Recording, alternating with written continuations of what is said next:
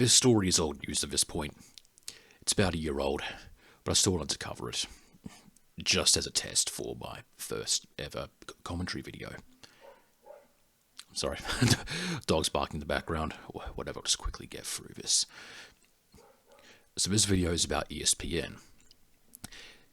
You know, the multi-million-dollar sports broadcasting corporation. ESPN streams lots of sports. Come on. So ESPN streams lots of sports at different professional levels. You know, from your standard professional leagues, football, baseball, basketball, and hell, they even host primary/elementary school age games. Sometimes even professional sign spinning. They sometimes host slam ball too, and trust me, you should go and look that up. So of course, as I said before, they stream high school games, which could be a bad idea if any ordinary school is getting cameras from multi-million-dollar corporations shoved in their faces.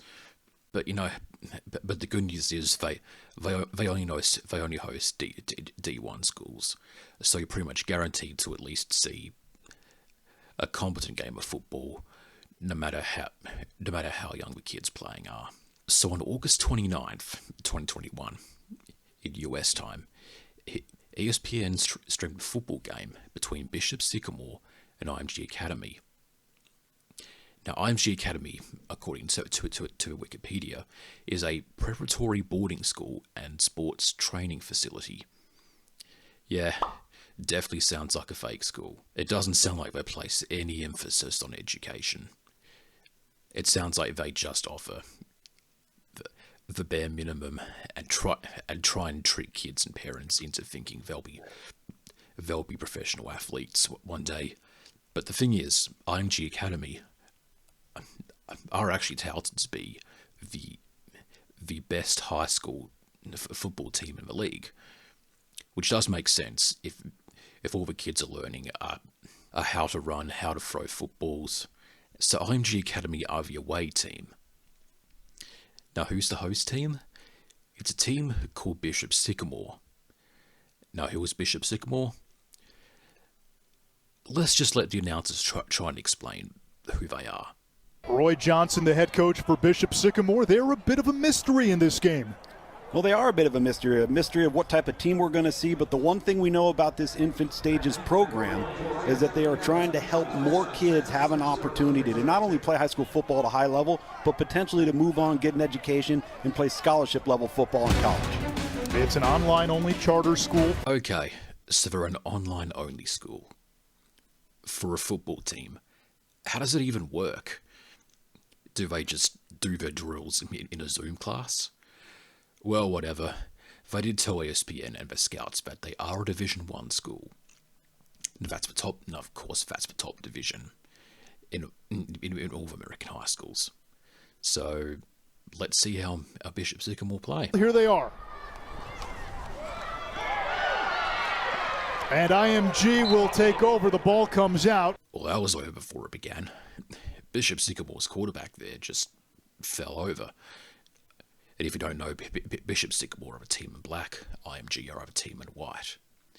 So attacking is not their strong point. But maybe defending is. Let's see how Bishop Sycamore defend. Out of the empty look. Duffy, low throw, it's caught. And reaching across the goal line, it's Carnell Tate. His second touchdown. Okay, so the answer's no. Not even with 4 different guys and 1 player. But maybe the quarterback can save everything. The quarterback's the star of the game. He should lead their team to victory, right? Let's see if this is a punt or they go for it. We were told that Trillian Harris will do the punting. He's the quarterback as well. And the kick is blocked out of the end zone. That's a safety. Okay, I'll stop pretending that Bishop Sycamore are anything but a god-awful team. We're only 10 minutes in, and the score is 21 to absolute 0, no decimals. I mean, look at this play here. The quarterback is forced to double as a punter. You're already giving the most important role as a second role. So the role of a punter is to kick the ball to the furthest point in the field, with the end zone as a boundary. And wherever the ball lands is where the other team is forced to start their next play from. But as you can see, the punter role is another role too many for our quarterback here. To his running. Yeah, he runs angry. He runs into the end zone too. That's twice now. Okay, look, I know I called IMG Academy a fake school, and I'm still going to call them a fake school. I'm still going to call a spade here. But at least these kids' parents are forking over, 60 to 80k a year, so these kids can learn how to throw a football. But Bishop Sycamore? All these players have done is fall over and kick the ball into the linebacker's nuts. I'm sure every person who's watching high school football on ESPN is wondering, like, what the hell's going on? I'm sure IMG Academy is thinking the same thing. And the announcers also thought the same thing. This is what they said about Bishop Sycamore once halftime was on. Bishop Sycamore told us they had a number of Division I prospects on their roster. To be frank, a lot of that we could not verify. And Correct. They did not show up in Unconfirmed. our database. They did not show up in the databases of other recruiting services. So it's okay. If that's what you're telling us, fine. That's how we take it in. From what we've seen so far, this is not a fair fight. And there's got to be a point now, Ludes, where you do worry about health and safety. I already am worried about it. I think it's this could potentially be dangerous. To add fertilizer to the sewage fire that is this internationally broadcasted high school football game, even ESPN started having doubts as to whether Bishop Sycamore's D1 football team was even a D1 football team at all.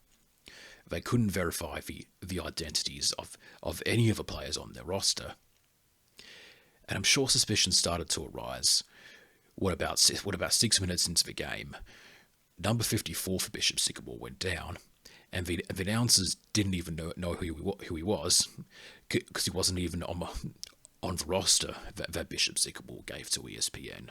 The game could have stopped there, because, they started doubting whether this high school football team was a high school football team at all. But they had a football game to play. And the second quarter rolled on as if nothing happened in the first. Need to start getting a lot of turns. On the fly sweep, it's Sean Miller. Stiff arm, end zone, touchdown. And so ESPN just allowed IMG Academy to jerk off on the field and use Bishop Sycamore as a tissue.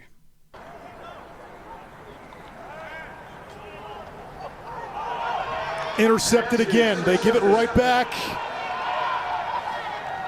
And Adeyanju Willie makes it a pick six. They win it 58-0 against Bishop Sycamore. The game's finished, the final whistle's been blown, and the camera crew have panned around to IMG Academy to capture the celebrations of the blowout win against Bishop Sycamore, a fellow Division I school. Only that there's no celebrating, there's no marching back to the change rooms cheering, throwing bottles of Gatorade into the air. No, they just hang their heads low, slowly walk off the field, probably wondering to themselves, what the hell was that? And rightfully so. This was not a win to be proud of. The other team looked like they downed a bottle of benzos before walking out onto the field. I'm sure anyone who managed to catch that awful game live got at least a little bit curious about Bishop Sycamore and wanted to find out why such an awful high school football team was allowed to play against the best team in pretty much the whole of the United States. The Ohio Department of Education also got a little bit curious into Bishop Sycamore to find out, who they were really, and their findings raised a few more questions than it answered. The Ohio Department of Education found that Bishop Sycamore was not a real school, as in like an actually fake, unaccredited school that had no affiliation with the Ohio High School Athletic Association, or even any affiliation with the Ohio Department of Education themselves, Even their name was discovered to be fake. There's no record of a bishop named Sycamore anywhere, and there's also no record of a Bishop Sycamore in the Roman Catholic Diocese of Columbus. The investigation also found that Bishop Sycamore failed to meet any education standards. They failed to provide an actual physical location for the players to, meet and practice on, and they didn't employ a single teacher. Their location, officially listed on their website, which has since been taken down obviously, was a random sports complex in Columbus that had no affiliation with Bishop Sycamore, and their postal address was a P.O. box in the coach's name. And the website itself is a joke too.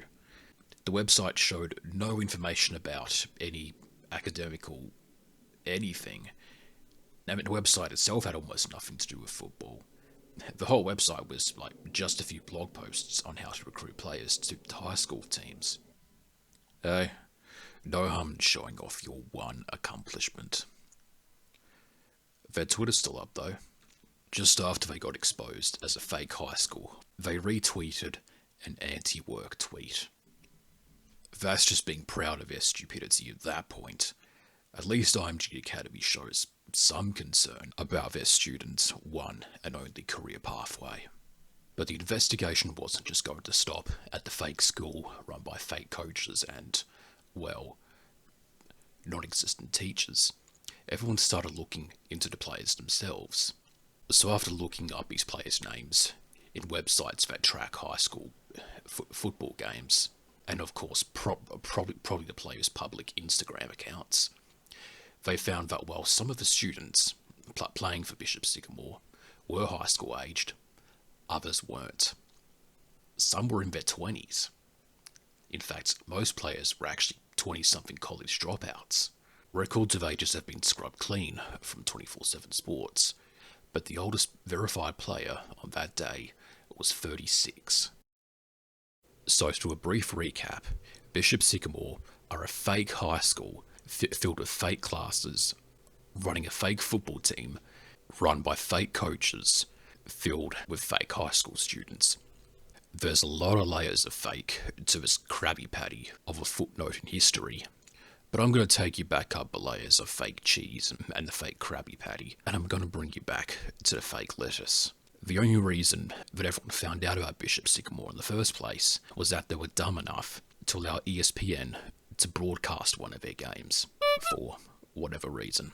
Now, how did ESPN get scammed into airing a game featuring a fake high school? No one's going to get an answer out of ESPN. It's their fault that no one bothered to check the records, and they know it.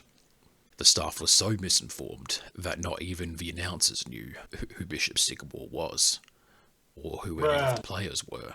If the ESPN are too embarrassed to offer their insight into what is a fake high school team full of 36-year-olds and what isn't, then maybe we can go and ask IMG Academy. After all, they actually played Bishop Sycamore the year before. On the left hip of Waukee, takes the snap again, up the middle, into the end zone, touchdown, Katron Allen. The third rushing touchdown for the Ascenders tonight. Another hole that you could drive a truck through. Allen again hurdles another defender as he goes untouched into the end zone. I didn't set OBS to record in pinecone quality by accident. That's just what the live stream looked like. A live stream that was captured and uploaded onto IMG Academy's official YouTube page. There's something I forgot to mention. Not only is Bishop Sycamore legally dangerous and also physically dangerous for allowing their kids and underperforming 20-somethings get banged around by actual Division 1 players, even their roster is mentally and physically dangerous. Lower level league sports, just like major league sports, adhere to a strict roster, and the rules dictate that teams can only play one game a week, just so they have enough time to recover physically and mentally, of course. It also saves on travel logistics. Just 2 days before their game against IMG Academy, Bishop Sycamore played another game. And do you know what the funny thing is? I found a video of that game too. Snap is high over the head of Tillman. He rolls back, throws the ball deep and through the hands to a couple people Almost another interception. And he was close to his third interception in this quarter alone on that one. Ignoring the fact that Bishop Sycamore in this video are just as awful as they always were, this video provides yet more evidence of Bishop Sycamore violating basic sports code. Each team must have a home and an away Guernsey, just in case the other team's home Guernsey is similar to their own in design. sto-rox's home Guernsey here is all black, just like Bishop Sycamore's, but even though Bishop Sycamore were the away team, I'm guessing they couldn't even afford a separate Guernsey. I mean, how are you supposed to tell which players are which? Both teams are wearing all black, and the away team, Bishop Sycamore, is clearly in violation of this. Though I guess it doesn't matter if Bishop Sycamore are, again, just as awful as they always once were. If you want to know why Bishop Sycamore even bothered to run a fake high school full of fake high school players, well, I've got no answer. I've been trying to find out what their deal was. Was there some kind of financial incentive to creating this fake football team? Maybe Bishop Sycamore was born out of good intentions, and they just underestimated their abilities. Again, I don't know. I stopped trying to find out the answer to this question when I discovered that this was not the first time that Bishop Sycamore tried to pull this stunt. They tried to pull it before back in 2018. Before they were Bishop Sycamore, they tried to operate as Christians of Faith Academy. This was another ruse designed to skirt around the United States' freedom of religion laws, which basically allows, religious institutions to pretty much set up any kind of business or education system and run it as they please. Now, this scheme fell through when the Ohio Department of Education, ever heard of them, decided to pay Christians of Faith Academy a small visit to the address listed on their website, and found nobody attending any classes, and certainly no teachers there. So Christians of Faith Academy was shut down. They lost their accreditation with whatever department runs Ohio's Christian School Association, and they just packed up shop, never to be heard from again. Until 3 years later. Everything about Christians of Faith Academy has pretty much been scrubbed off the internet, but when the story about Bishop Sycamore first broke, a former player who got duped into attending Christians of Faith Academy did an interview. Aaron Boyd recalls this pitch he got from coaches to leave Cincinnati and play high school football in Columbus. When we first moved in, they told us that we didn't have our facility built yet, so we were staying in a hotel in Delaware, Ohio. So we were staying there. We all thought we were just waiting for our dorms. No dorms were built because this was an online school. We wasn't going to school. I wanted to actually come and go to a real school. Like, it got to a point, like, we wasn't going to school, and, like, I thought it was cool at first. And then, like, it was like, man, like, what am I doing? Like, and that's the sad part about the whole Bishop Sycamore saga. These guys running the fake school would recruit just about anyone desperate enough to get a shot at playing high school or possibly college football. 16-year-old kids, 36-year-old adults, they'll take them, and the players get nothing in return except a fake school, no place to learn, and not anything to learn really. Not even the chance to play for a mediocre football team, let alone anything resembling a high school diploma. As for kids looking at going to the school now, Boyd has this message. Don't go, because it's a waste of time. Straight from the horse's mouth. Did I manage to find an interview from any one of the grifters who actually ran Bishop Sycamore? I found one unprompted interview in the guy's driveway. Somebody says Bishop Sycamore is not legitimate, or is not a legitimate football program, not a legitimate school. You would say what? That they're wrong. Why so? Because I believe what we've done what we needed to do as far as making sure that these young men are educated.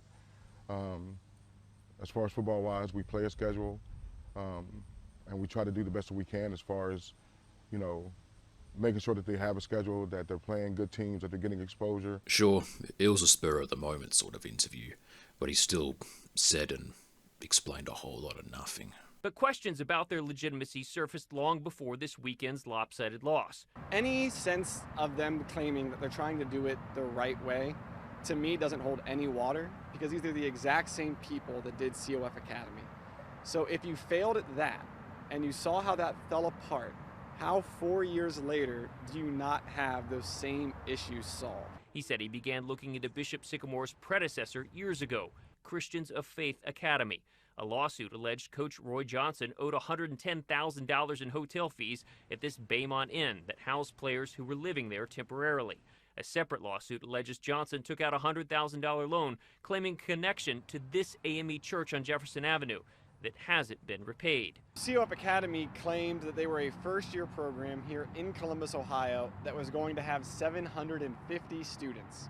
And so immediately that didn't smell right. Peterson says he's dismissed Johnson as head coach and that the school is financed by him, his wife, and private donors. I also asked Peterson about another issue that came up, unpaid hotel bills from this past weekend.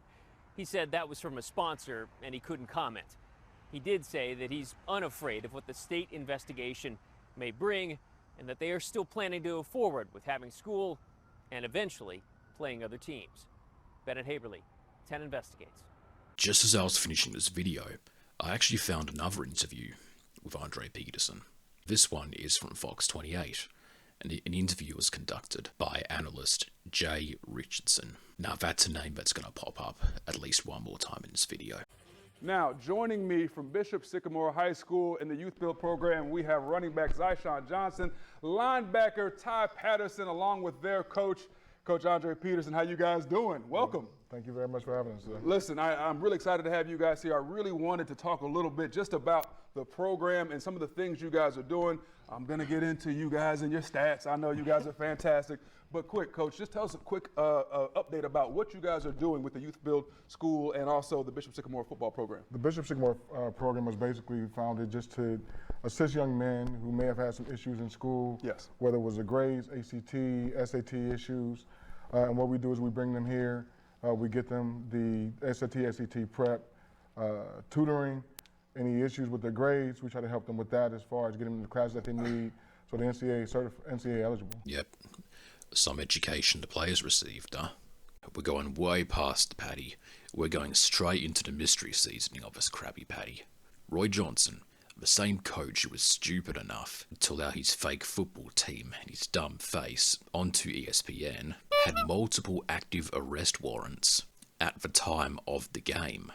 If there's any explanation for a guy with multiple active arrest warrants to put his face onto ESPN to promote his fake school and his fake football team, the only explanation I can offer is just sheer ignorance. If director Andre Peterson, coach Roy Johnson, and former NFL player Jay Richardson aren't going to give the media any explanations into or what they hope to gain out of creating a fake school and a fake football team, then by default we're going to have to allow the poor kids and adults who got scammed by them. When we're staying in a living situation to where we have 17-year-olds on our team that's name is on leases. On leases for what? That's leases for housing. Wow. So all of these kids are without parents' consent or anything. No parents signed or I knew not to sign a lease. I know better. It wasn't happening. So you were on a lease though? No. Okay. My name was never on the lease. Okay. But I was staying there. But you were staying there. Mm-hmm. So did you know that some of the kids' names were on leases? Yeah, and I was notifying the kids that. The people that was in the same room as me, I'm like, bro, do y'all see what it says? Y'all have notices on y'all's name that can like get y'all's credit messed up, y'all's credit bad. So like I said, we had 17, 16-year-olds on our team, so I'm telling them to call their parents to let them know what's going on. Some of them listened, some of them didn't. Since Bishop Sycamore doesn't want to add on to any more debt, they had to resort to tricking their players into signing contracts that made them take on the debt that Bishop Sycamore was accruing at an alarming rate. See Roy Johnson's fraud charges, so that the players, sometimes underage, would be saddled with the debt that Bishop Sycamore got when renting hotel spaces. Contract or not, we call that identity fraud. So you got all these kids playing football, all these kids here, you feel me? You got to take care of them. You got to make sure they got food and all that. Well, sometimes that wasn't even that. Right. Sometimes it was rough. Sometimes we starving. Like, what's going on? Like, literally, like, I've been to where, like, me and other kids really went to Kroger's because, like, I'm from, you feel me? I'm from the projects. I'm one of them. So, like we stealing. What? We hungry. What? We going to Kroger's, filling up the whole cart, pushing it out. We out of here. Yes. Right back to the hotel. Right back to the hotel. And then we went to the Griff too. Kroger's right across the street. What? We throwing grocery carts over the fence just to take it in. They know what they was doing. Because we ain't had no food in our apartments. It's 512 apartment. All the money that Bishop Sycamore was accruing through those six-figure loans they signed off on must have gone towards the actual important business stuff, like renting stadiums to play on, signing deals with sponsors, donors, and signing off on even more loans. I'm guessing Bishop Sycamore was unprepared to deal with unforeseen business expenses like food for their players. None of these entrepreneurial gurus on like YouTube and TikTok, like Andrew Tate, Grant Cardone, and Bryce Hall, or Vincent Adultman, only ever talk about contracts, the latest startups to ever hit it big, or how to get your clients to accept Bridgetcoin as payment for their services. I don't think I've ever heard a single guru talk about how to feed your employees, so I guess in that regard, you can technically forgive Bishop Sycamore for not knowing their players are supposed to be fed. I graduated, I wanted to keep playing, and I wanted to go to college with it. So I'm like, so this is an opportunity for me to get film, for people to see me play and see how I do. So he just sold me a dream, telling me that I could make film and different scouts would come look at me and I could be able to be on the next level of football. Yeah. I only talked to one scout. I didn't talk to none. Zero.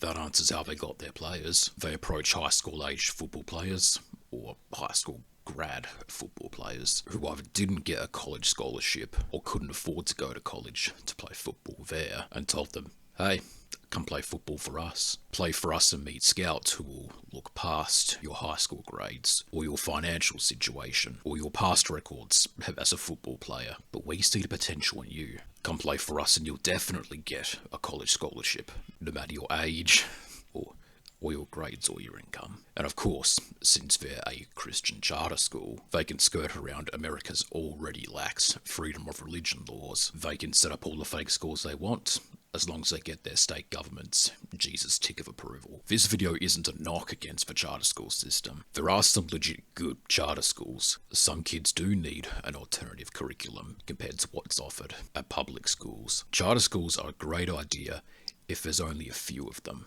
The charter school system, with its non-existent standards for education, should never replace the public school system. Even America's worst public schools guarantee that their kids will get a math textbook thrown at them, and an opportunity to run away from home and go to college. At America's worst charter schools, look a little something like... yeah. After you left the team, what was life for you then? I still graduated and I went to college for a little bit, but I wasn't feeling it no more because I lost, that killed my motivation. Mm-hmm. And it really hurted a lot, but I couldn't, there wasn't nothing I could do. A vision without a plan is a delusion. Bishop Sycamore, whether it was born out of good intentions or not, is still a delusion at the end of the day. If you force other people into your delusion, once the delusion collapses and the truth appears, everyone will come out mentally worse for wear, and the person who created the delusion will become a living symbol for whatever bullshit that was left over once the delusion collapsed. Lost ambitions, hatred and general apathy towards the world, that individual becomes a targeted individual, and that targeted individual is now at the mercy of those underneath them. I doubt Micah Johnson is the only one who had the love and passion for playing football disappear altogether because of Bishop Sycamore's incompetence and failure to provide their players with a basic education, a place to train, a place to eat, a place to play for an actual football team, and most importantly, a place for these players to prepare for their future once they left Bishop Sycamore. What made you stay? Because the feeling that I had about football and the feeling that I had about the players that's there. You feel me? I really grew a bond with people that I never knew. Because you guys are struggling. Yeah. That's why I'm still close with everybody we play with. Like, it was only like 4 or 5 players from Columbus and the rest of them. Strong bonds are formed in hard times. Storms make people stronger. Most of those inspirational quotes about the storm and surviving any hardship makes you a stronger person come from books about war or the protagonist's family dying unexpectedly. But it's not far-fetched at all to say that the poor players were roped into the Bishop Sycamore scam, or anyone interested in putting themselves or their kids through some kind of weird alternative education program didn't learn an important life lesson from the story of Bishop Sycamore and how they scammed their way onto ESPN.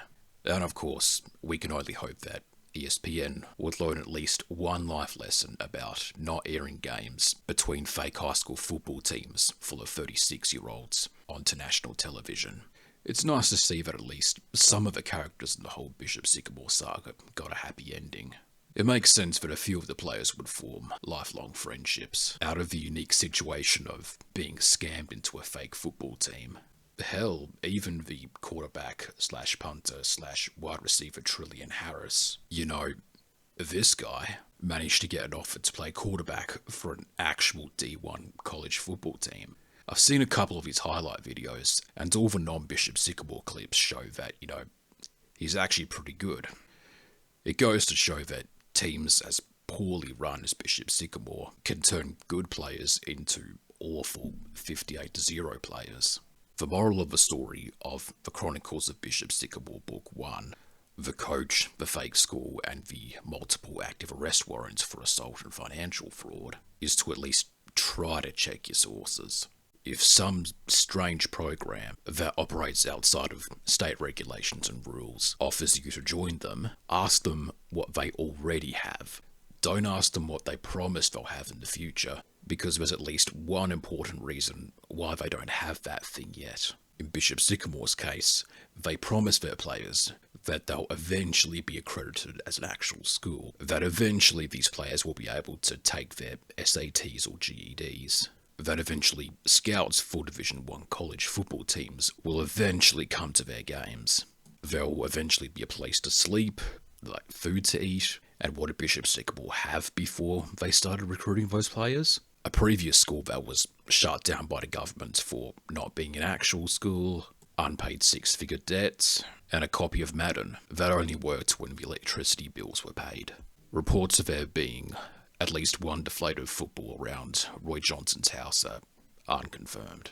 If someone's trying to sell you something and they base their entire pitch around what they'll eventually have as opposed to what they already have, whatever they're trying to sell you on, that thing is useless. Why don't they already have those things they promise they'll eventually get before trying to sell it to you? This is also an important lesson for ESPN. Doubly so. It's easy to understand how the average idiot falls for an obviously fake high school, but ESPN is a billion-dollar media company with around 5,000 total employees, whose entire service is broadcasting sports games. If you plan to air a game on national television, where one of the teams is, quote-unquote, a bit of a mystery, if the roster the mystery team gave you looks like this, and you can't verify the D1 status or even the names of any of the players listed on the roster, don't be afraid to delay the game to at least get one of your 5,000 employees to do a quick Google search to check if 1. Does this school have an officially accredited D1 athletics program? 2. Are the players at least high school aged? And most importantly, number 3, does the school actually exist? Who cares if one drunk 43-year-old from Pickerington, Ohio writes an angry Facebook comment? If you can't verify anything through like a 20-minute Google search, just save yourself the embarrassment and delay the game. It's totally understandable. You might not think that anyone would be stupid enough to get a fake football team full of 36-year-olds onto your program, but you shouldn't ever underestimate the willpower of stupid people with big, dumb plans. Now everyone's going to be crying for a 30 for 30 on Bishop Sycamore, a problem that you helped create. Do you stick your fingers in your ears, go la la la la la la la and pretend this never happened? Or do you suck it up and make a 30 for 30 about your dumbest hour and make a quick buck from everyone laughing at you? And as for the second half of the Chronicles of Bishop Sycamore, that's still ongoing since I was about to say school, but that's not right. It's a program. Program fraud, whatever you want to call it. The Chronicles of Bishop Sycamore is going to have its climax in the Ohio Supreme Court. As much as I want to offer an insightful analysis and a few snarky comments about the case against Bishop Sycamore that Governor Mike DeWine has personally brought to the Ohio Supreme Court, I've got nothing. I've never studied law, I've never worked in law, and I don't know of any similar case to fall back on and offer any kind of hypothesis on what might happen to Andre Peterson, Roy Johnson, and Jay Richardson. This has to be the first time in history that an idiot collective has started 2 fake schools in the span of just 4 years. I'm just going to end it here and leave the conclusion up to the state of Ohio. And as for Bishop Sycamore, we'll see you in court.